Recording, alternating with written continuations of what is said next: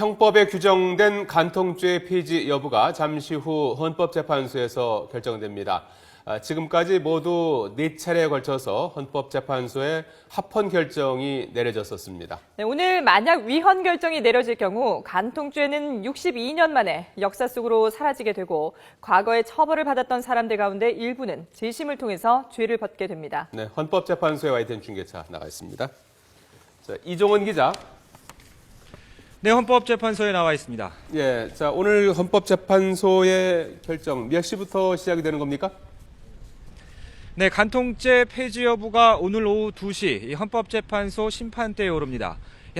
박한철 헌재소장이 직접 선고 이유 등을 밝힌 뒤 주문을 읽을 예정인데요.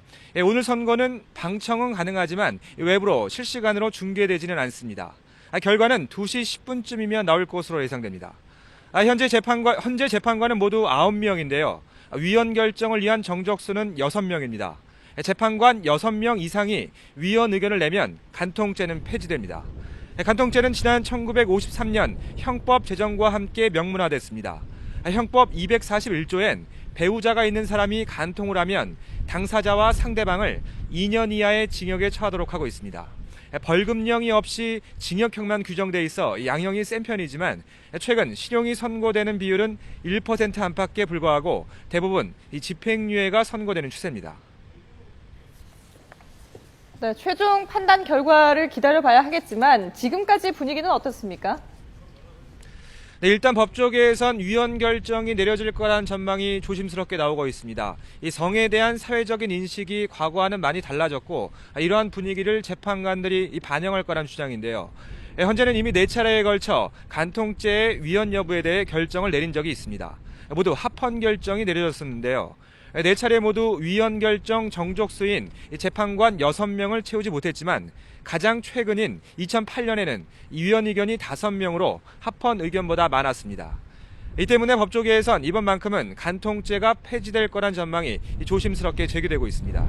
다만 2008년 선고 당시 심판에 참여한 재판관들이 현재는 모두 퇴임한 상태라 결과를 쉽게 예측할 수 없다는 신중론도 나오고 있습니다. 자, 오늘 만약에 이제 위헌 결정이 내려지게 되면 어떤 효력이 발생하는 겁니까? 네, 위헌 결정이 내려지면 간통죄 처벌 조항은 이 선고 즉시 실효가 무효됩니다.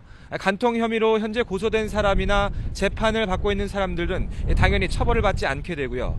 또 과거에 유죄가 확정됐던 사람들도 재심을 통해 죄를 벗을 수 있고 구금된 적이 있었다면 형사 보상금 청구도 가능합니다. 다만 처벌을 받았던 모든 사람들이 구제 대상이 되는 건 아닙니다. 지난해 헌재법이 개정되면서 마지막 합헌 결정이 내려졌던 지난 2008년 10월 이후 사건에 한해서만 소급 적용됩니다.